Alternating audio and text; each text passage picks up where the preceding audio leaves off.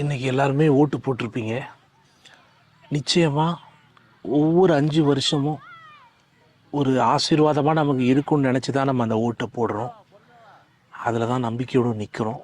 நிச்சயம் கடவுள் நம்ம நிலைமைகள்லாம் மாற்றுவார். ஆட்சி மாற்றம் வருமா இல்லை இதே ஆட்சி தொடருமான்றது நமக்கு தேவையில்லை. ஆனால் நம்ம ஜனநாயக கடமையை நம்ம நல்லா செஞ்சுருக்கோம். ஆனால் நம்ம வாழ்க்கையில் மாற்றம் வரணும், நம்ம தேவைகளில் ஒரு பெரிய மாற்றம் வரணும், நம்முடைய தனிப்பட்ட வாழ்க்கையில் ஒரு பெரிய உயர்வு வரணும். இது எல்லாம் கண்டிப்பாக ஆண்டவர் நமக்கு செய்வார் அப்படின்ற ஒரு பெரிய நம்பிக்கை நமக்குள்ளே இருக்குது. ஆமென். ஏன்னா எலியாவை பாருங்கள், அவர் சொன்ன அந்த வார்த்தை, அந்த விதவை அதை செஞ்சாங்க, கீழ்ப்படிஞ்சாங்க, இது எல்லாம் ஓகே. ஆனால் அவங்க அந்த பாத்திரத்தை ஆச்சரியமாக பார்க்குறாங்க, அந்த பானையை ஆச்சரியமாக பார்க்குறாங்க, அந்த கலசத்தை, எண்ணெய் வச்ச கலசத்தை ஆச்சரியமாக பார்க்குறாங்க.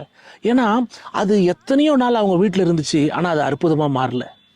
எப்போ எலியா வார்த்தையை கேட்டாங்களோ அந்த நாள்லேருந்து அவங்க வீட்டில் இருந்த அந்த பாத்திரம் அற்புதமாக மாறிச்சு.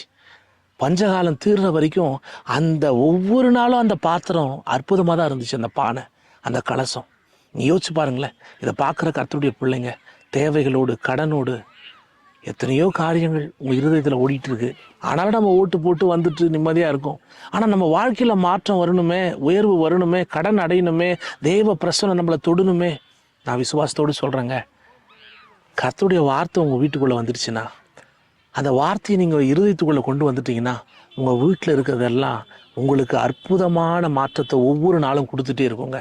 அப்படி தான் அந்த பாத்திரம் மாறுதலாக இருந்தது, மாற்றத்தை கொடுத்தது. அப்படிப்பட்ட ஒரு மாறுதல் மாற்றம் நாளுக்கு நாள் உங்கள் வீட்டில், உங்கள் பிள்ளைகள் மத்தியில், கணவன் மத்தியில், மனைவி மத்தியில், செய்கிற வேலைகள் மத்தியில் கர்த்தர் செய்வார். தொடர்ந்து ஜெபம் பண்ணுங்க. நிச்சயம் ஃபைனான்ஷியலில் ஒரு பெரிய பிரேக் த்ரூ ஆண்டவர் கொடுப்பார். நிறைய கடனில் இருக்கேன் பாஸ்டர் அப்படின்னா, கீழே இருக்கிற அந்த வாட்ஸ்அப் நம்பருக்கு உங்களுடைய கடனை எனக்கு அனுப்புங்க, உங்களுடைய நெருக்கடியான சூழலை அனுப்புங்க. இணைந்து ஜெபிப்போம். கர்த்தர் நிச்சயம் பெரிய காரியங்களை செய்வார். ஆமென்.